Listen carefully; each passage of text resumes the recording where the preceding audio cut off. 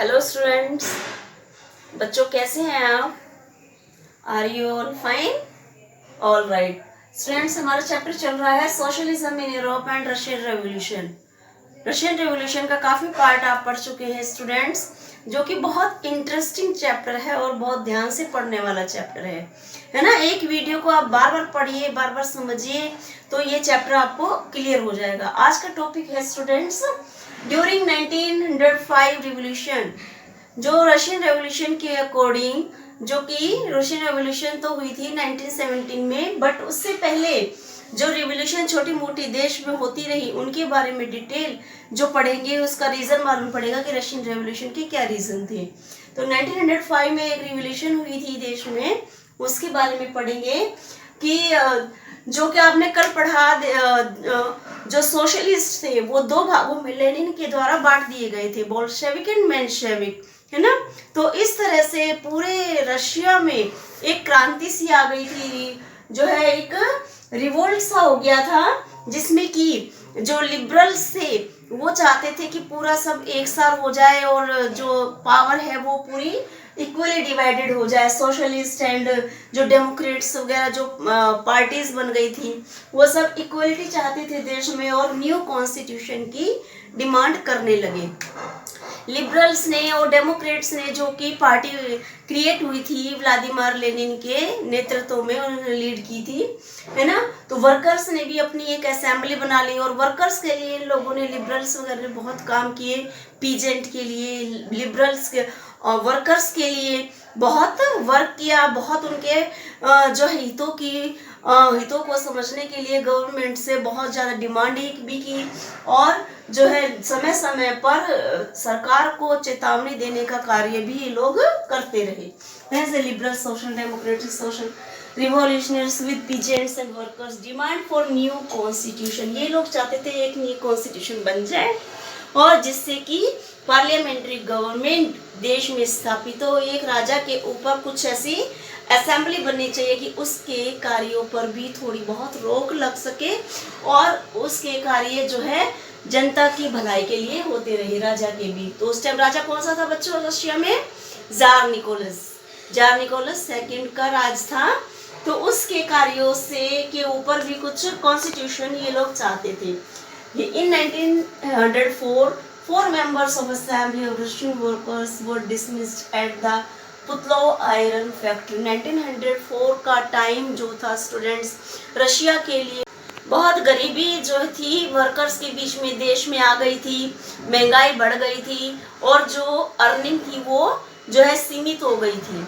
20% जो महंगाई बढ़ गई थी और अर्निंग ज़्यादा थी नहीं उस टाइम पे, और वर्कर्स को जो डिस्क्रिमिनेट किया जा रहा था फैक्ट्रीज वगैरह में, तो उन लोगों ने भी अपनी असेंबली बना ली। वर्कर्स ने, पीजेंट्स ने अपनी एक ग्रुप बना लिया था कि कोई भी, आपने जो पिछले टॉपिक में आपने पढ़ाई था कि अगर फैक्ट्री का कोई भी मालिक वर्कर्स के खिलाफ अगर कोई कार्य करता है तो वर्कर्स एकत्रित होकर स्ट्राइक करते थे।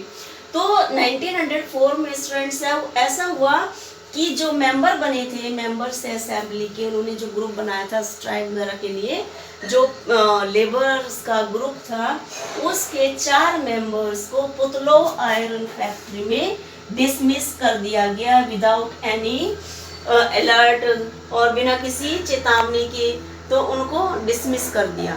जिसके डिसमिस करने के बाद में जो सारे मेंबर्स थे असेंबली के, जो भी लेबर वर्क की पार्टी थी, सब ने फैक्ट्री मालिक के प्रति स्ट्राइक कर दी, है ना। सारे लोग पीटर्स में लगभग 11,000 लोग, सॉरी 1,10,000 लोग, 1,10,000 वर्कर्स जो थे पीटर्सबर्ग में इकट्ठा हो गए, है ना। जो बड़े बड़े मालिक थे, जो नोबिलिटीज थे, उनके खिलाफ जो है अपना रिवोल्ट करने के लिए, रिवोल्यूशन करने के लिए सबकी एक ही मांग थी कि काम के घंटे जो है कम किए जाए और वेजेस बढ़ाए जाए, पैसे जो है बढ़ाए जाए और काम के घंटे कम किए जाए, जो डिस्क्रिमिनेशन है वर्कर्स का वो कम हो। तो इस डिमांड को लेके पीटर्सबर्ग, जो कि वहाँ की कैपिटल थी, वहाँ पर सारे वर्कर्स इकट्ठे हो गए, है ना। नेक्स्ट देखेंगे तो father Gapon they reached winter palace were attacked by the police, 100 were killed and 300 were wounded. तो फादर गैपोन थे, थिंकर्स थे जो, वो इनको लीड कर रहे थे, इनके लीडर थे। तो उनके साथ में विंटर पैलेस में सारे जो वर्कर्स 1,10,000 जो इकट्ठे हुए थे पीटर्सबर्ग पर, सारे विंटर पैलेस पहुंच गए। विंटर पैलेस आपको बताया था बच्चों कि विंटर पैलेस वो स्थान था, एक महल था रशिया का, जहाँ पर पुराने राजा महाराजा रहते थे, है ना, उनका वास होता था, उनको ये विंटर पैलेस प्राप्त हो जाता था। बट वहाँ पर जब डेमोक्रेसी आ गई, एक डेमोक्रेसी की तरह से कोई रूल होने लग गया, राजा जार निकोलस जनता की राय के अकॉर्डिंग चलने के लिए उसे मजबूर होना पड़ा। तो उसके बाद में गवर्नमेंट का एक हिस्सा बन गया विंटर पैलेस। वहाँ पर सारे जो वर्कर्स थे इकट्ठा हो गए, बट वहाँ पर पुलिस ने उनके ऊपर हमला बोल दिया, है ना, गवर्नमेंट की जो आर्मी थी उसने हमला बोल दिया, जिसमें जो है 100 लेबर्स जो मारे गए और 300 वर वाउंडेड, मीन्स घायल हो गए, है ना। इससे जनता पूरी भड़क उठी, पूरी कंट्री में लॉयर्स थे, डॉक्टर, टीचर्स और भी जो भी बड़े उसके थे, जो मिडिल क्लास के लोग थे और बुद्धिजीवी थे, जो भी नोबिलिटीज भी थे, वो भी सब गवर्नमेंट के खिलाफ हो गए और डिमांड करने लग गए। इस चीज को बच्चों देखिए आपने एक और है, this incident was known as bloody Sunday, जो कि 1904 में 100 वर्कर्स मारे गए थे और 300 वर्कर्स वांडेड हुए थे, घायल हुए थे। उस दिन को ब्लडी संडे के नाम से रशिया में जाने लग गया। ब्लडी संडे का एक बहुत इम्पोर्टेंट एक टॉपिक है बच्चों, ये इसके ऊपर क्वेश्चन आपका पेपर में आता ही आता है, तो इसको आपको ध्यान से पढ़ना है बुक खोल के और बार बार इस टॉपिक को लर्न करना है, ठीक है ना, जिससे कि आपको समझ आ जाएगा कि ब्लडी संडे का और इम्पोर्टेंस क्या थी। तो इसके अब आगे चलते हैं। तो पूरी कंट्री में जो था जो स्ट्राइक फैल गई और पूरी कंट्री इकट्ठी हो गई, असेंबल हो गई राजा के खिलाफ और कॉन्स्टिट्यूशन की डिमांड करने लग गई। अब लोगों को इतना अग्रेसिव होते हुए देखते हुए तो राजा को डर लग गया कि ये लोग मुझे उखाड़ फेंकेंगे, तो इसलिए उसने एक ड्यूमा मतलब कॉन्स्टिट्यूशन असेंबली के रूप में एक असेंबली जो अलाउड की, जार ने क्या किया 1905 में अलाउड किया ड्यूमा, जिसका नाम ड्यूमा रखा गया, एक कॉन्स्टिट्यूशन असेंबली अलाउड कर दी। तो इससे सारी जनता जो है शांत हो गई और जार का शासन चलता रहा।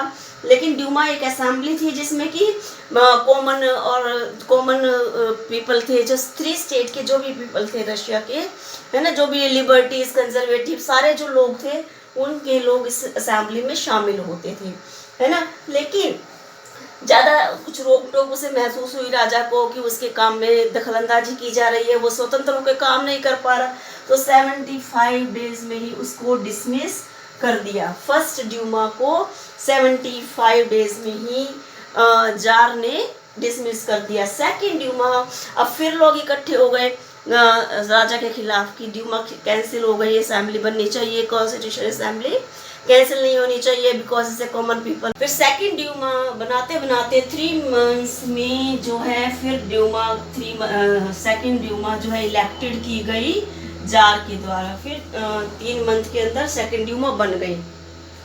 इसके बाद में थर्ड ड्यूमा जो बनाई राजा ने अपने हित के लिए बनाई। जो थर्ड ड्यूमा थी उसमें उसने देखा कि ये तो ड्यूमा जो बनती है, कॉन्स्टिट्यूशन असेंबली बनती है, उसके राइट तो इसमें लिमिटेड रह जाते हैं, वो अपने डिसीजन ले ही नहीं पाता, सारे डिसीजन जो है ड्यूमा से होके जाते हैं। जैसे कि अपनी डेमोक्रेटिक कंट्रीज में होता है, पार्लियामेंट में पहले डिसीजन लिया जाता है, उसके बाद प्रधानमंत्री साइन करते हैं, राष्ट्रपति साइन करते हैं, फिर सुप्रीम कोर्ट में साइन होते हैं। मतलब एक अकेले किसी के कोई भी जो लॉ होता है कोई एक बंदा उसे पास नहीं कर सकता। ऐसे ही ड्यूमा का काम था वहाँ पर रशिया में, है ना। एक ड्यूमा के अंदर जितने भी सदस्य होते थे वो सब उस किसी भी लॉ को पास करते, उसके बाद राजा उस पर साइन करता था। मीन्स जो प्रॉपर डिसीजन उसमें राजा का नहीं होता था। तो अब जार निकोलस ने सोचा कि मेरे राइट तो इसमें लिमिटेड हो गए, तो उसने जो लिबरल्स थे, रिवोल्यूशनरीज थे, जो कि जनता में एक जनता की भलाई के लिए काम कर रहे थे, वर्कर्स और पीजेंट के जो हितकारी थे, उनको उस थर्ड ड्यूमा में कोई भी राइट नहीं दिया गया। कोई भी राइट ना देने की वजह से सिर्फ कंजर्वेटिव जो पीपल थे, जो रूढ़िवादी थे, जो चाहते थे हाँ ऐसे बड़े राजाओं का जो तानाशाही यहाँ पे चलती रहे, उन लोगों को उसकी ड्यूमा में, थर्ड ड्यूमा में शामिल किया गया। तो इस तरह से 1905 की जो रिवॉल्यूशन, जो लोग इकट्ठा होकर टोटल राजा के खिलाफ इकट्ठा हो गए और एक जो है क्रांति की तरह से उसमें क्रांति छिड़ गई रशिया में, और राजा के खिलाफ लोग इकट्ठा होकर उसे गद्दी से उतारने की डिमांड करने लग गए। इससे आगे बच्चों फर्स्ट वर्ल्ड वार हुआ, उसका क्या रशिया पे असर पड़ा ये हम नेक्स्ट पार्ट में पढ़ेंगे।